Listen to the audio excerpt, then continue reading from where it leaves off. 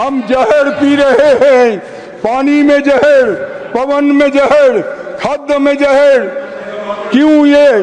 क्योंकि ये अमृत काल नहीं है, जहर काल है।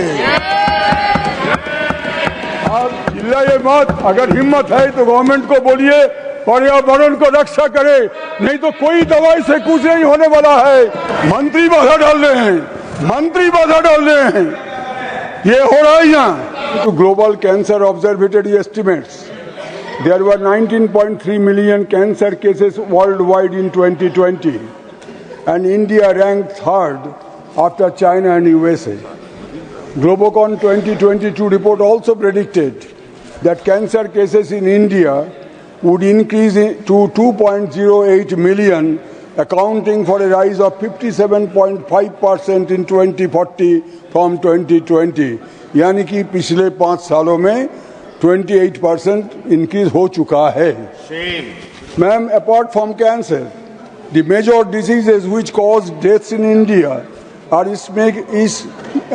ischemic heart diseases, cardiovascular diseases, respiratory diseases, tuberculosis, diabetes, liver, kidney and asthma diseases, indicated by World Health Organization data published in May 2024. Even the Honorable Prime Minister on the other day expressed his serious concern about steep rise in obesity.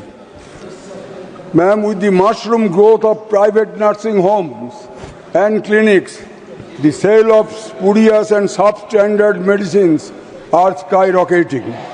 The Central Drug Standard Control Organization also found that more than 50 products as not of standard quality. This finding of CDSCO came even after banning of 344 drugs in 2016 and 156 FDC drugs last year by the government. अभी तो नड्डा जी नहीं है, लेकिन जो अनुप्रिया जी है और दूसरे राज्य मंत्री है आदरणीय, उन दोनों को मैं निवेदन करना चाहता हूं कि please consider setting up a combined combat force with personnel from the central and state governments to initiate a nationwide crackdown on the units and agents engaged in manufacturing and sale of spurious and banned medicines. They are the real enemies within the country who are destroying people's health. देशी और विदेशी दवाई कंपनियों के लिए भारत एक बहुत बड़ा बाजार बन गया। कोरोना काल में हमने देखा जबकि हजारों लाखों संख्या में एमएसएमई थप गए, तब दवाई कंपनियां और दूसरे बड़े कंपनियों का मुनाफा गगन तक पहुंच गए। Government is greasing the oily heads. Ma'am, the government has allocated rupees 95,957 crores to the health sector for fiscal year 2026.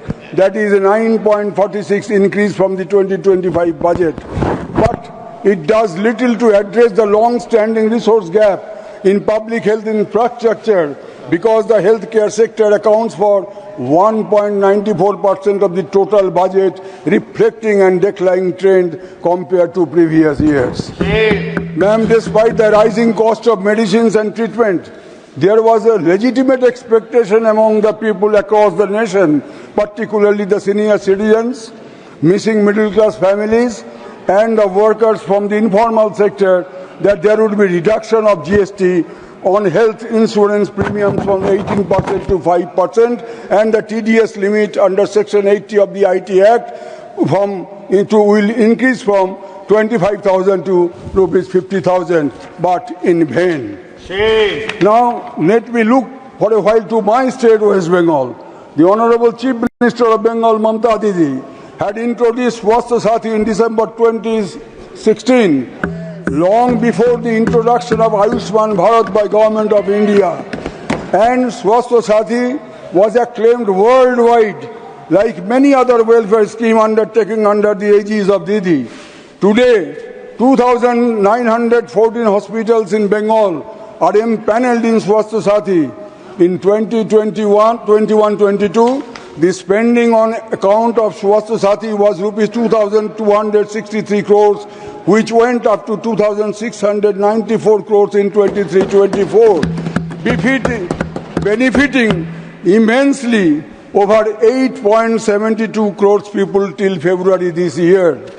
We are happy that Government of India and some other states are following the innovative healthcare measures of Didi. Let there be healthy competition to ensure welfare of the common people, the marginalized and the backward classes who are suffering for centuries in absence of proper nutrition and health care.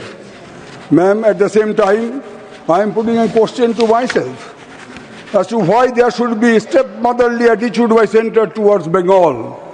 West Bengal is an integral part of India, that is Bharat, which is a union of states, as envisaged in the very first article of the Constitution of India.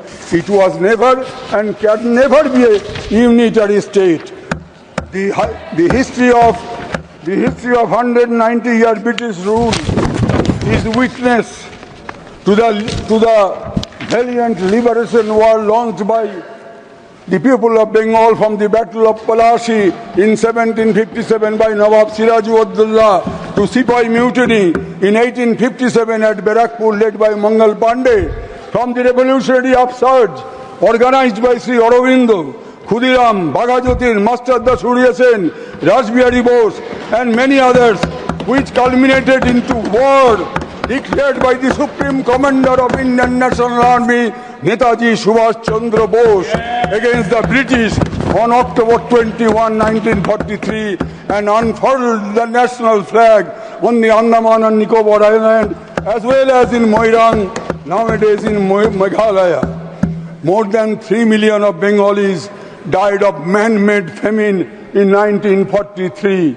To add salt to our injuries, Bengal was partitioned and millions of people became refugees overnight. It continued for 3 generations to settle down and to live with human dignity. Why should we be discriminated against even after 75 years of independence? Let me quickly refer to the funding under the National Health Mission and PMMYV program by the central government. No fund under National Health Mission has been released by Government of India since August 2023 in spite of fulfillment of all conditionalities. Similarly, no fund has been released by Ministry of Women and Child Welfare since November 2022 under Pradhan Mantri Matru Bandhana Yojana. Not to speak of rupees 2 lakh crore, which is due and payable by Government of India on account of Manrega, Awas Yojana and other centrally sponsored scheme, compelling the Bengal government to continue with the scheme out of its own fund. I had never witnessed such an inimical attitude on the part of the central government towards the poor people of Bengal in my 58 years of political life. This is going too far. अगले साल बंगाल की आम जनता इस आर्थिक भेदभाव के खिलाफ मुंह मांगा जवाब देंगे. Before I conclude, I would urge upon the government to take care of the increasingly environmental hazards, rampant use of dangerous chemical components in fertilizer, insecticide, pesticides in farming. Organic farming continues to be a myth. हम जहर P रहे हैं, पानी में जहर, पवन में जहर, खाद्य में जहर. क्यों ये? क्योंकि ये अमृत काल नहीं है, जहर काल है. सरकारी नेता लोग हमें वेद उपनिषद शास्त्र के बारे में हमेशा बोलते हैं.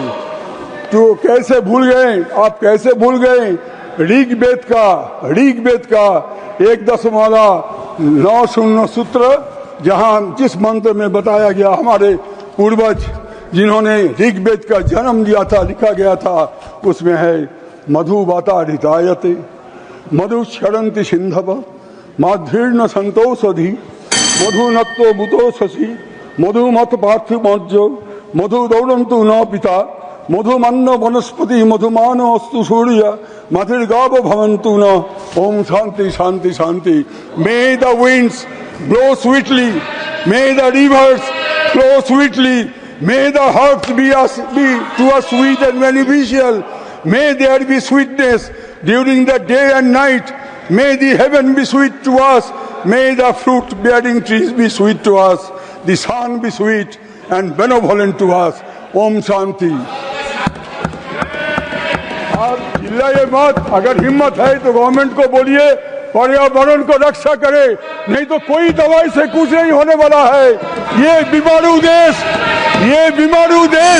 बैठिए, मंत्री बाधा डाल रहे हैं, मंत्री बाधा डाल रहे हैं, ये हो रहा है यहाँ, मंत्री बाधा दे रहे हैं। अगर हिम्मत है पर्यावरण को रक्षा कीजिए, नहीं तो ये बीमारू देश को कोई बचा नहीं सकता। धन्यवाद। श्री संदीप कुमार पाठक।